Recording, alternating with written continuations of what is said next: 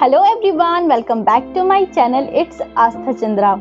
So today I am going to talk on a very important topic.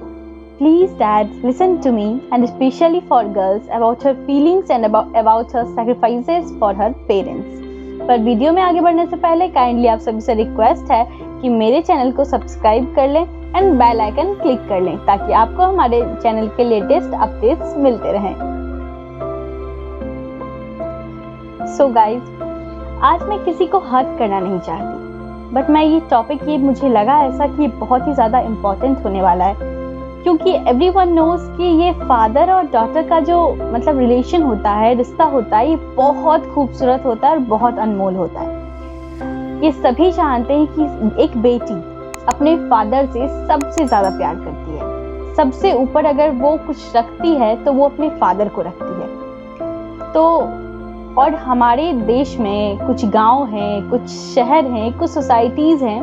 I am not talking about these societies और these people जिनके सोच ऊपर हैं, high level के हैं, जो इस सोच से बिलोंग नहीं करते. बट अभी भी कुछ फैमिली हैं, कुछ गांव हैं, कुछ शहर हैं, कुछ फैमिली हैं जिनमें बेटियों की खुशी को प्रायोरिटी दी जाती है.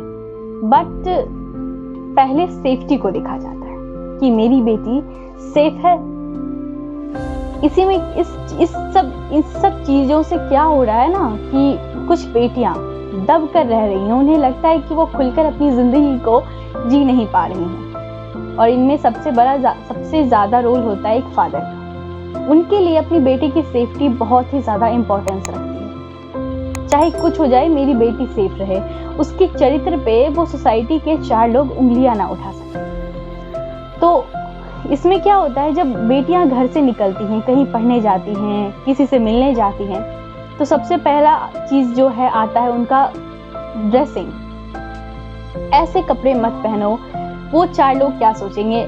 इस तरह से मत बोलो, ऐसे मत हंसना, सही से चलना, दूर रहना उन दोस्तों से जो अच्छे नहीं हैं. इन सब चीज़ों के गाइडेंस में एक बेटी को बाहर भेजा जाता है. जाने से पहले उनसे कम से कम 15-20 सवाल किए जाते हैं. किसी से मिलने से पहले उनसे 15-20 सवाल किए जाते हैं और कहा जाता है बेटा अंधेरा होने से पहले घर आ जाना. आखिर क्यों? ये बेटों के साथ नहीं होता है. जब बेटे निकलते हैं तो हाँ, थोड़ी आने में देर हो जाती है, तो कोई नहीं भाई, बेटा है, आ जाएगा. हमारी सोसाइटी में इक्वलिटी, फेमिनिज्म की बहुत सारी बातें होती हैं, बट उसे जिस दिन ये बातें सिर्फ बोलने के लिए नहीं, रियलिटी में अप्लाई की जाएगी, रियलिटी में इक्वलिटी और फेमिनिज्म की बातें अपने बच्चों पर, स्पेशली बेटियों पर अगर अप्लाई की जाएंगी, तो उस दिन कोई भी बेटी दबकर उन्हें ऐसा फील नहीं होगा कि वो अपनी लाइफ खुलकर नहीं जी पा रही हैं. ये सब जो टॉपिक है ना, ये बहुत ही ज़्यादा महत्वपूर्ण है. एक बेटी अपने बाप की इच्छाओं को रखने के लिए, अपने बाप के हर एक वर्ड्स पे वो चाहती है कि मैं अपने पापा को शर्मिंदा ना होने दूं, मैं उन्हें दुखी ना करूं. तो वो अपने पापा को के बारे में सोच कर ना कई बार अपनी खुशियों को कुचल देती है. वो अपनी मर्जी की जिंदगी आज भी नहीं जी पा रही हैं.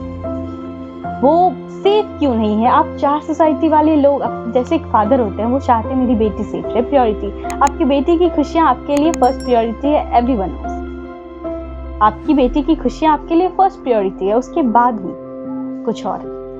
तो आप उन 4 लोग के, वो जो समाज के 4 लोग हैं, अगर वो इतने ही अच्छे होते तो बेटियों पे हमें दबाव बना के नहीं रखना पड़ता. बेटियां आज़ाद होती, जैसे बेटे आज़ाद रहते हैं उसी तरह बेटियां भी आज़ाद रहती, घूमती.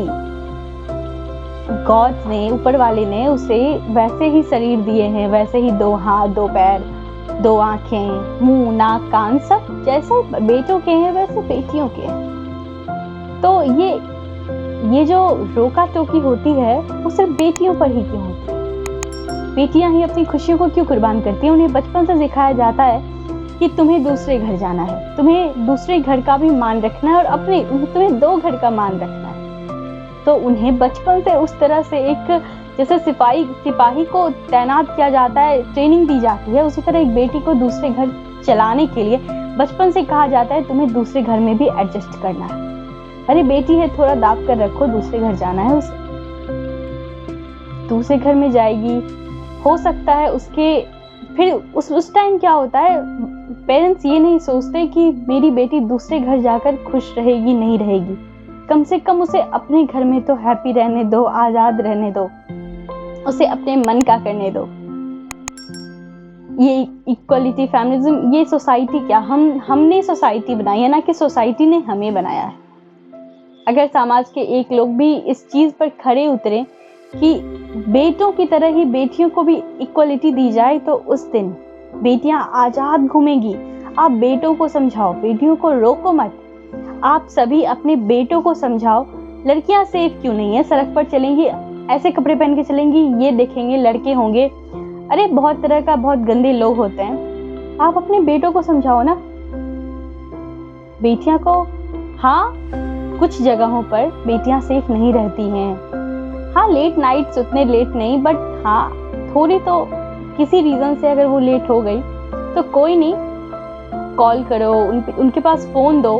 बहुत सारे घरों में क्या होता है, बेटियों को इसी वजह से पढ़ाया जाता है क्योंकि आजकल लड़के के डिमांड्स होते हैं, वो भी लड़के के, उनके वजह से पढ़ाया जाता है कि अच्छे घर में शादी हो जाएगी। क्योंकि लड़के आजकल की क्या होते हैं, पढ़ी लिखी लड़की चाहिए, हमें ऐसी लड़की चाहिए।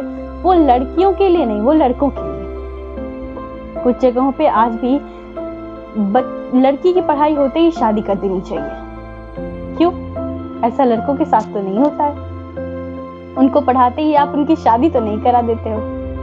अरे भाई, उसका जब मन होगा कर लेगा, लड़का है। ये बात लड़कियों पे क्यों नहीं अप्लाई की जाती है?